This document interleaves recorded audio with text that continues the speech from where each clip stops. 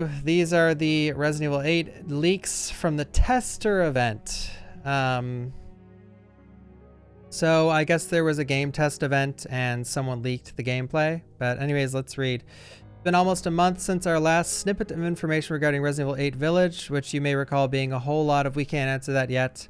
We're just a few days from August, which is when Capcom announced they'll be showing off more games. So if you guys don't know, in August, early August, I think it's like, oh no, it says we don't have a fixed date yet, but I think it's August 8th or something along those lines, that they'll be showing a new trailer for the game, apparently. But presumably sometime in the middle of the, or tail end of the month. I'd assume we'd have a date announcement by now if they were ready to show it off in the first week. While we wait, however, we have an all-new rumor to dissect. Where I got August 8th is I just seen that a couple places online. Rumor today. Thanks to our friends at Biohazard Declassified, a new bundle of information has dribbled out of Capcom's leaky pipes, and they're a doozy. These rumors come from the previously reported Resident Evil Ambassador playtests. Yada yada yada. Alright, enemies. The enemies within these areas are very pale, almost rotten skin, with tattoos on their foreheads and hands, I guess similar to Resident Evil 4. Some with armor, but not like knight armor, that can also be shot off. They only speak of normal enemy types in this test, not the of werewolf-like creatures we spoke of and that was shown in the trailer. So I guess it's RE4 looking cultist dudes, I take it. They do speak in a distorted foreign language. Some carried daggers, swords, axes, and even spears. RE4. There are some without armed weapons. They jump and grab and bite, similar to Resident Evil 3. And you can button mash to take less damage. Some enemies will throw you to the ground instead of biting. The one with the sword has a special attack that can instantly behead Ethan. And according to the source, you'll recognize the move once you play the game. So that just sounds like the chainsaw dude. From RE4, but let's hope it's a normal guy where you can just get beheaded by some like hunters or anything at caution or whatever else. But that seems cool. I mean, in the first section there with the enemies, no surprises, and we've been talking about this for months. Like, I assume and will keep assuming, and especially now with this leak, that most of the enemies will be made so that they can be reused in some way, shape, or form in RE4 Remake, if that's true, which I definitely think RE4 Remake is true. All things considered with RE8, it'd be so easy to just take those assets and put them in RE4, recolor them, change the shade on a couple things, and boom, for a quarter of the price, you get a brand new game that's going to sell like hotcakes. And with those cultist-like enemies, and they're wielding weapons just like they do in RE4, that tells me that this is most likely true, and they're going to take those and use them for RE4 Remake. That is just my opinion. That's what I think they'll do. They did it for RE3 Remake with RE2, and they also used some assets from RE7 and RE3, and RE4 will take all that was already reused, plus RE8 stuff, and put it in RE4 Remake. Playtest segment environment. This part is rather interesting because it seems the segment they mentioned being tested seems to differ from the information from other tests that seem more like Ethan was in the village itself leading up to the castle, whereas this information takes place directly within. Most rooms were bright, but a few bedrooms were dark. The segment was somewhere within the castle on a higher level, and you need to find a key to open a big door downstairs. Boss fight. Well, nothing much to say about that. Cool. There's more than the village. We already knew that. It shows a mansion and a castle. I assume it goes village, mansion, castle, or the mansion and castle are the same place. It's just the inside of the castle looks like a mansion, I assume. Boss fight. So here's where that information gets really interesting. As the claim goes into details of a boss fight you get in the playtest. Now, this does line in pretty close to what we know of the first witch we spoke of from the other tests that can dissolve into insects and chases Ethan, and has a distinctive laugh. They also give a name to the witch and refer to her as Olga.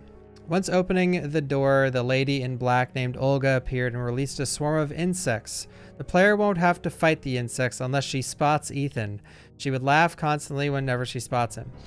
In this boss fight, players grabbed a torch, used fire to scare the insects off to get Olga exposed to shoot her. After a bit of shooting, she'll transform into an insect/spider-like creature with long spider legs and releasing more insects coming from out of her insect-like bottom. Her human remains are still there, but naked and covered with black goo. After the defeat, she melted, and some parts of skeletons covered in goo remained, and she dropped an item. She also released all of her insects, to which the player had to find and kill and stop them from attacking in certain rooms. After that, the demo ended.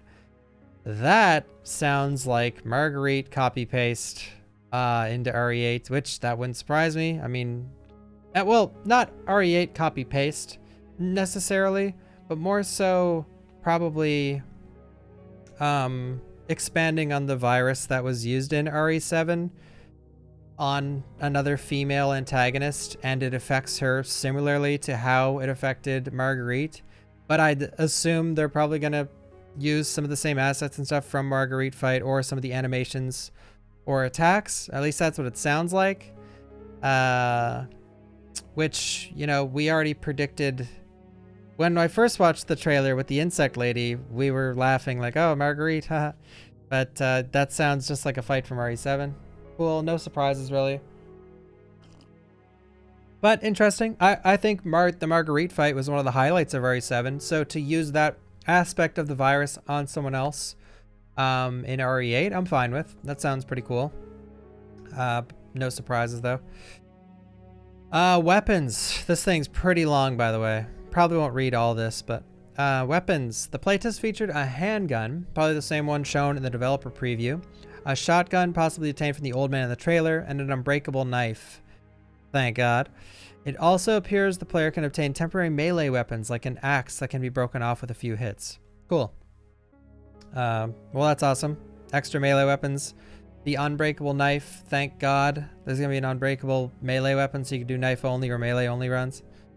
Inventory. According to the source, the inventory screen wasn't the same as the special message video, but similar Resident Evil 4 concept with Resident Evil 7 UI design. The game paused when viewing the inventory like Resident Evil 2 and 3 Remake. During the testing, there also wasn't currency added, and the enemies didn't drop items. Instead, crates and vases were breakable to find items. That's probably subject to change. I mean, like, this is a really early tester event, so things will definitely change. I assume they're going to go with the RE4 inventory, because again, they can reuse that later on down the road. Mysterious old woman. The old woman in robes that can be seen from the Resident Evil 8 Village reveal trailer was also mentioned by our source as being almost a merchant-like character in the game. Called it! As far as our source knows, she is not an enemy, but as our source described, has many goods to sell and rumors to share. They also spoke briefly on seeing the same concept art, but didn't speak much on it. So, we knew that was coming. I mean, well, yeah. I thought that was pretty obvious when we watched the original trailer, and you seen in the inventory the Romanian currency and the witch-looking figure in the trailer. Put two and two together, you spend the currency at a merchant-like character. The merchant's literally one of the most popular Resident Evil characters of all time. To bring that kind of mysterious merchant character back into the franchise is a very smart thing to do, and it's not a shocking thing that they are going to do it, most likely. So miscellaneous Resident Evil Village playtest information. It seems during the playtest, many things were still getting shifted around, which matches rumors from the aesthetic gamer Dust Golem, who say the game is still a work in progress. Placeholders being used as enemies. After the test, participants filled out a survey and had a sensing session on their thoughts on Resident Evil Village, followed by refreshments. Ooh. The length of the playtest seemed to clock in around 30 minutes, and the testers were allowed at least 2 runs. It was played on a PlayStation 4 Pro. Well, maybe it will be for current gen as well. Interestingly, they also spoke about producer Peter Fabino being in attendance at a specific test, as he was reported speaking about adding a new difficulty to triple the number of enemies in some areas and saying, let's call this difficulty unfair. Please do that. For the love of God, please do that. Please, if they do another difficulty, don't make it like Inferno and Nightmare in RE3 Remake. For those of you who don't know, in RE3 Remake, there are 2 extra difficulties named Inferno and Nightmare. There's something called DA. It's difficulty adjustment. It's been in the game. It's been in the franchise since RE4, and it means when you die, the difficulty goes down, but it doesn't tell you. Anyway, when you play Inferno, and this happened to everyone that played Inferno, Like, everyone that went through Inferno went through this. If you died in Inferno, even a couple times, you were playing Nightmare again because your DA went down.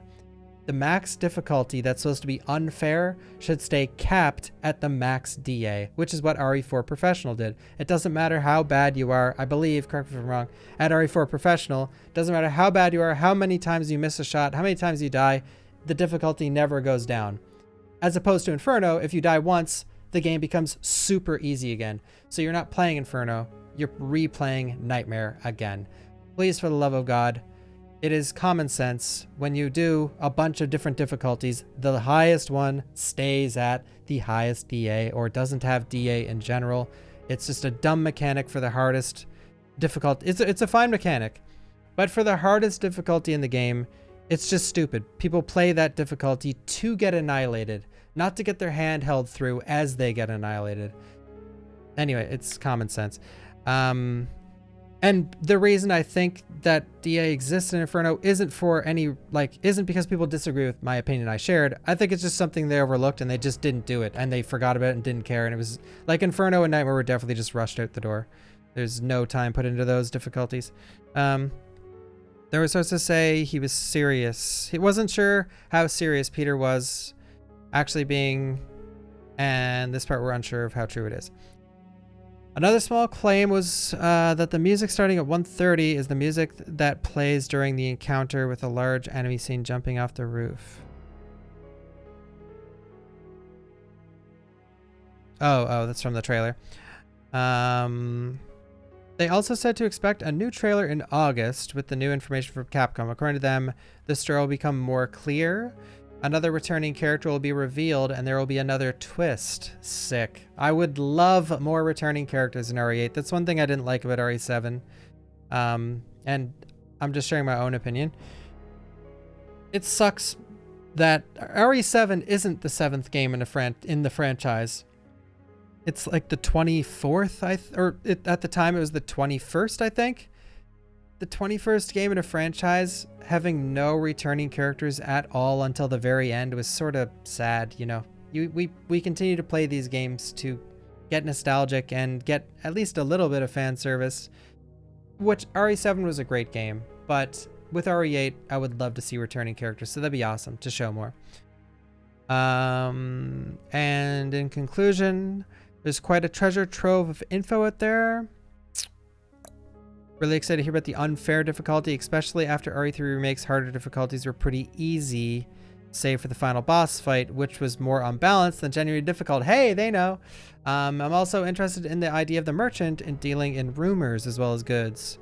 That'd be cool if it dealt like the RE, or in Earthbound, the guy who gives rumors or hints. I really liked that aspect of that game. It might be a neat mechanic to be able to trade something with her to get tips, possibly both for solving puzzles or learning lore. That'd be cool.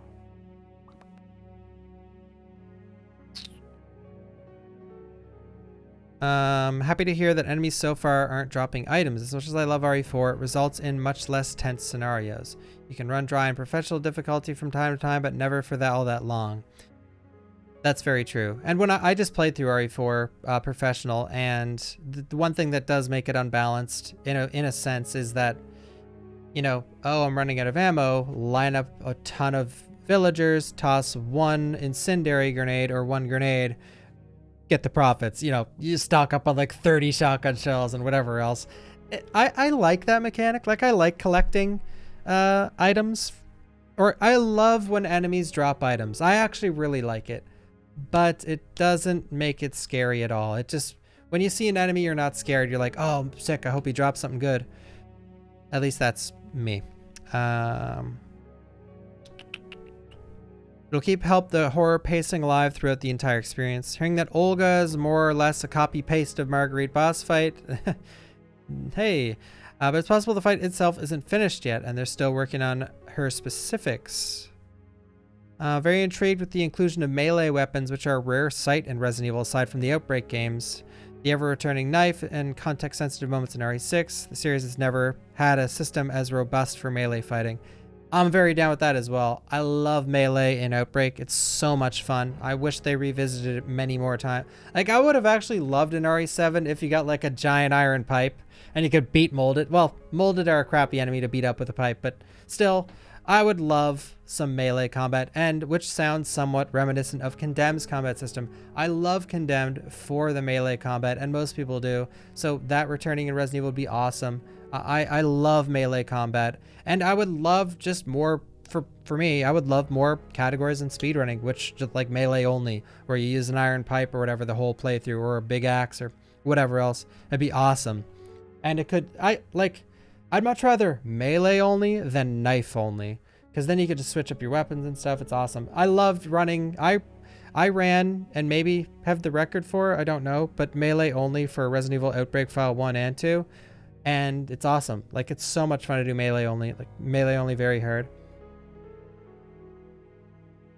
But yeah, those are the leaks. What does everyone think? I'm pretty excited, by the way. I should top this off with, I think this looks cool. No surprises for me. The enemies, not a shocker. We assumed they'd be like things that can copy paste into RE4. The boss fight being like RE7's Marguerite, not surprised. The environments, no shocker. Weapons, not surprised. Inventory, we'll see. Merchant being the witch, we called that. So no big surprises, but yeah, I think it looks awesome. I'm really excited, and yeah, I'm excited to hear what you guys have to think.